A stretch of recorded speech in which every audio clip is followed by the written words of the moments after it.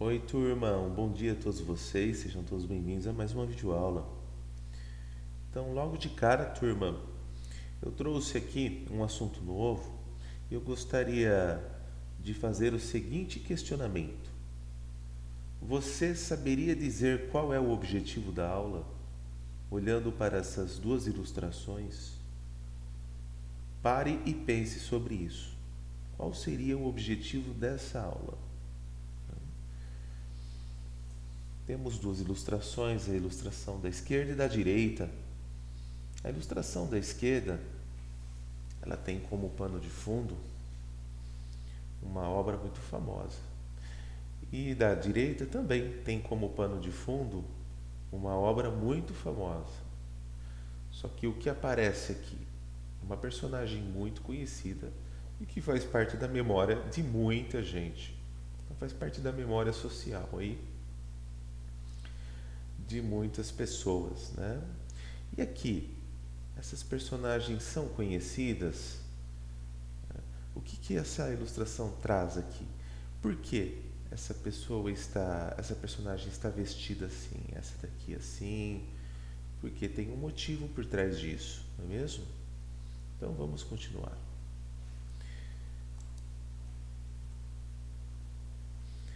Qual a característica em comum entre as duas imagens acima?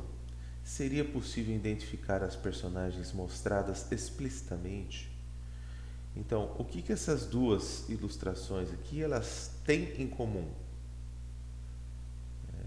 Elas têm em comum, elas trazem o quê?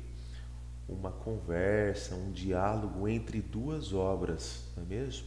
Vamos chamar assim, ó, obra A e obra B, tá? Vamos chamar essa obra nova aqui de obra A. Mas essa obra A, ela faz referência a uma obra B, uma obra mais antiga, não é mesmo? Aqui, esse cartaz aqui, essa ilustração, é a capa, na verdade, de um gibi, né? Essa ilustração, é, ela faz referência a um texto B também, né? Qual texto seria esse? Fácil, né?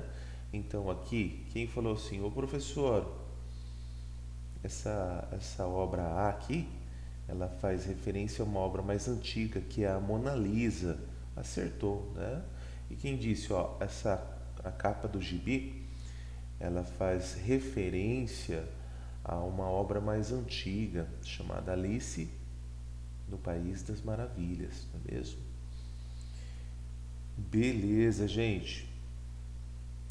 Seria possível identificar as personagens? Bom, uma outra pergunta, né? Quem seria essa personagem aqui, né? Que faz parte da memória coletiva, da memória de um povo, né? Acho que da memória mundial, né? Vamos falar assim. Aqui quem disse? É lógico, tem muitas pessoas que são, né, acredito que sejam fãs da família Simpson, né? Simpsons, aqui a Marge Simpson. E aqui, pessoal, é uma turminha bem conhecida aí de vocês, né? Eu acho que também de todos os brasileiros, né? Então a turma da Mônica, que interpretando as personagens que aparecem lá na obra Alice no País das Maravilhas. Beleza? Alice no País das Maravilhas. Aqui nós temos é, uma representação do gato não, do coelho branco, né, que está sempre com pressa, né? O gato, o gato que sempre está sorrindo, né? Aqui o chapeleiro maluco, a rainha, beleza? Então aqui temos assim uma referência a essa obra do século XIX. Continuando,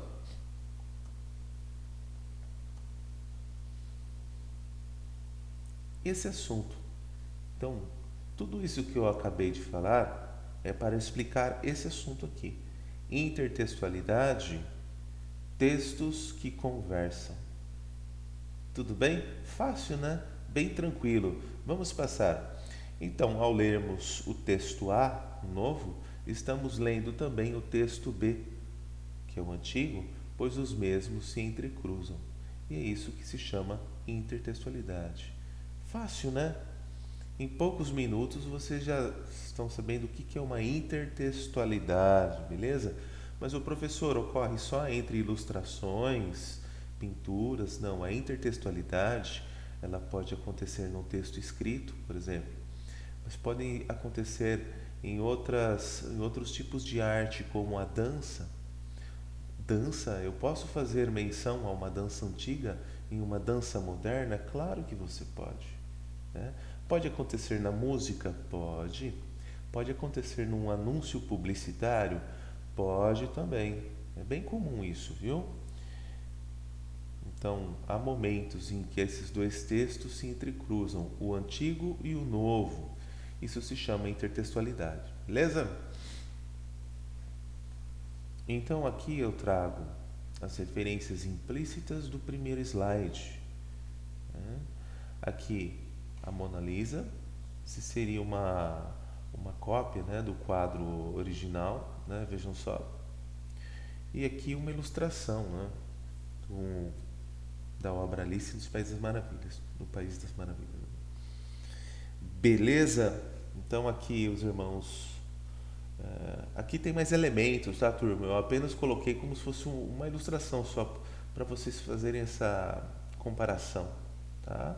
O gato sorridente, o chapeleiro maluco, o coelho branco, Alice, a lebre de março, os irmãos gêmeos, a lagarta, são todas personagens aí dessa obra.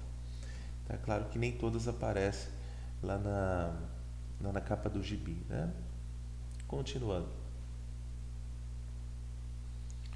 Ai, tirei. Bom, e essa obra aqui, hein? É claro que perceber uma intertextualidade, isso daí requer que o aluno conheça as duas partes, né? A parte A e a parte B.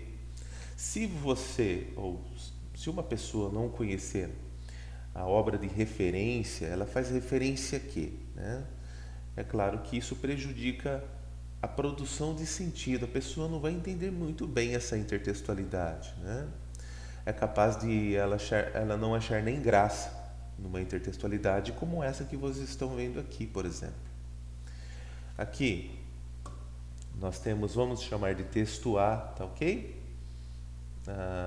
É uma personagem bem conhecida de todos, mas que tem como pano de fundo essa ilustração, esse texto B de bola, né? Temos uma tela aqui bem famosa, né, chamada O Grito. Vejam só, uma pessoa que está gritando aqui, né? A gente não sabe o motivo, mas essa tela aqui ela expressa toda a melancolia do ser humano, né? Melancolia, tristeza, a solidão, o desespero, né, do ser humano. E aqui na tela da direita nós temos a personagem conhecida, né, super conhecida, o Homer Simpson. É o personagem que aparece em todos os episódios aí do desenho, né? A família nova aqui de fundo, né? Está faltando o Bart aqui. Mas enfim, as cores, né, esses traços, o próprio local em que as personagens se encontram, né, é possível dizermos aí que faz referência à obra O Grito de Edvard Munch. Beleza? Uma tela que pertence ao expressionismo, né? Beleza, turma? Então essas telas aqui, elas estão dialogando. Então essa tela da direita está dialogando com a tela da esquerda, beleza? Se existe um diálogo entre essas duas telas, é sinal que existe intertextualidade, beleza? Intertextualidade. Entenderam que existem narrativas que apresentam tal característica? Agora vocês entenderam. Tudo que eu estou falando aqui está registrado e vocês receberão esse slide, tá? Quantas vezes no processo de escrita constituímos um texto recorrendo a outro texto, ou a outros, né? Aí eu apenas citei dois, mas eu posso fazer uma intertextualidade com três ou quatro? Sim, com certeza. A intertextualidade ocorre quando em um texto está inserido outro texto, chamado de intertexto anteriormente produzido, que faz parte da memória social de uma coletividade. A compreensão da intertextualidade depende de conhecimentos de outros textos por parte dos receptores, que são todas as pessoas que se deparam, né, com esse texto, com essa ilustração. Beleza? Só para vocês entenderem o que significa intertextualidade. Esse inter, né, um prefixo, é uma palavrinha que vem antes, né? Que significa dentro, entre, que une duas partes ou mais. Vejam só esse significado 2 aí, que une duas partes ou mais. Interessante, né? Então é o que ocorre lá na intertextualidade. Textualidade é referente a textos, né? Características de textos que são unidos. Beleza? Então, se eu fosse usar uma imagem aqui como representação, eu diria que uma intertextualidade é como se fosse uma ponte, tá ok? A ponte ela não une dois lados, um lado A e o lado B. Então tá, intertextualidade não é nada mais do que uma ponte, tá ok? Que pode ser entre textos, pode ser entre duas pinturas ou mais, tipos de danças, arquiteturas, por que não, né? Beleza? Então vamos continuar. Será que esse diálogo entre textos ocorre somente com pinturas? Vocês viram que não, né?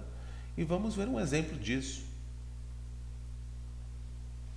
Só deixa eu aqui dar uma olhada. Eu estou usando o OCAN.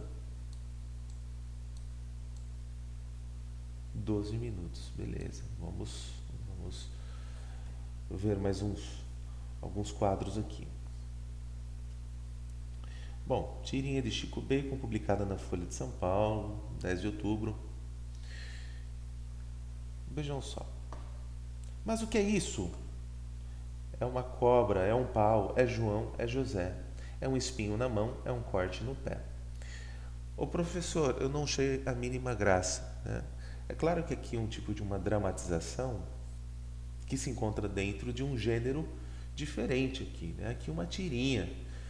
Eu vou apenas colocar um trechinho da música para vocês entenderem de onde que saiu essa intertextualidade, tá bom, turma? Então, parem tudo que vocês estão fazendo agora para ouvir essa canção.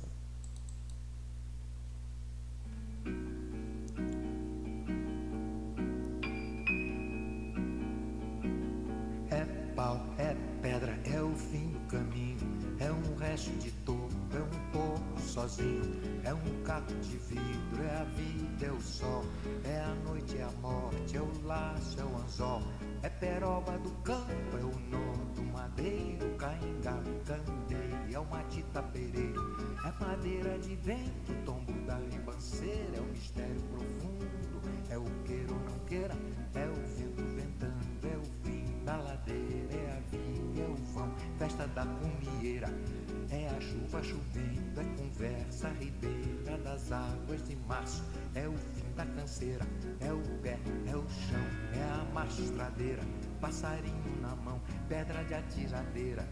Uma ave no céu, uma ave no chão, é um regato, é uma fonte, é um pedaço de pão. É o fundo do poço, é o fim do caminho, no rosto desgosto, é um pouco sozinho, é um estrepe, é um prego, é uma ponte, é um ponto, é um pingo pingando, é uma ponta, é um conto. É um peixe, é um gesto, é uma prata brilhante. Opa, deixa eu voltar lá. Bom, gente, então, logo abaixo da tirinha, né, nós temos aqui uma explicação, né? Para a produção do sentido é preciso conhecer a canção Águas de Março, de Tom Jobim. Então, se você conhece, claro que você construiu um sentido. Se você não conhece, você não conseguiu construir esse sentido, né? Observar também as ilustrações que mostram as situações expressas nos versos. Há uma destituição da poeticidade. É lógico que aqui não tem aquela poeticidade que nós temos na letra da canção, né? Aqui isso aconteceu para gerar humor dentro do gênero tirinha, tá ok? Então vamos passar para a próxima parte. Bom, uma propaganda aqui da Pfizer. Pfizer, quem não conhece, é um laboratório farmacêutico, tá? Então, paixão segundo Nando Reis, abram aspas. Faz muito tempo, mas eu me lembro, você implicava comigo. Mas hoje eu penso que tanto tempo me deixou muito mais calmo.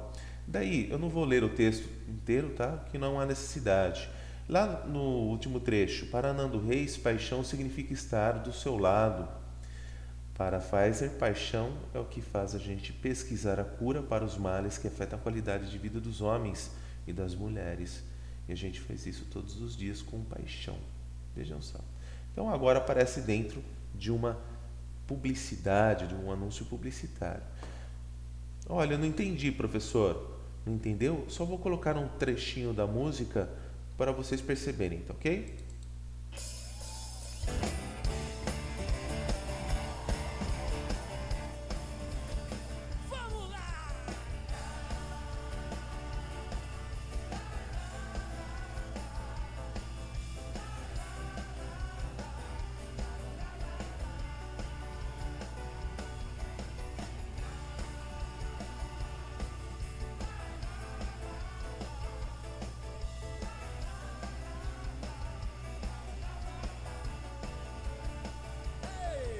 Faz muito tempo, mas eu me lembro, você ficava comigo.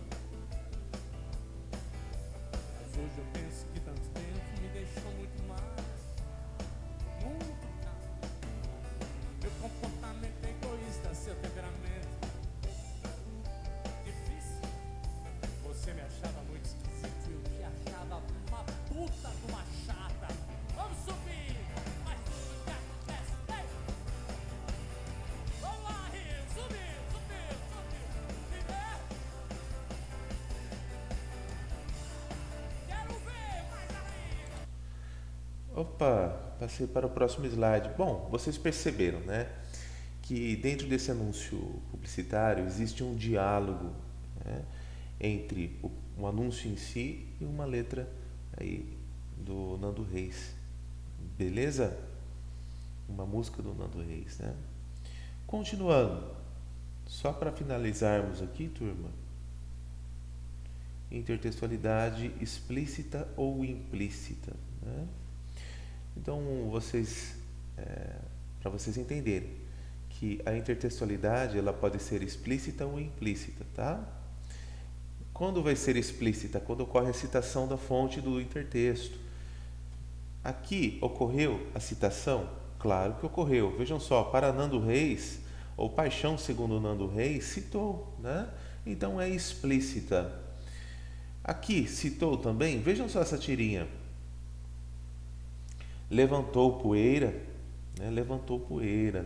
Eu queria ver a Ivete Sangalo no meu lugar. Ah, professor, mas o que tem a ver isso? Vejam só, a personagem está com um aspirador de pó, né? E aqui a poeira voando para todo lado aqui, né? E ele citou aqui Ivete Sangalo, fazendo menção a uma música da Ivete, né? A música Sorte Grande. Eu coloquei aqui também no slide para vocês. Vamos ouvir um trechinho da música? Ô professor, e se ele não tivesse citado a fonte? Seria uma intertextualidade implícita, tá, turma? Então vamos continuar mais um pouquinho. Só vou colocar a música aqui da Ivete. Para quem não conhece, essa aqui, ó.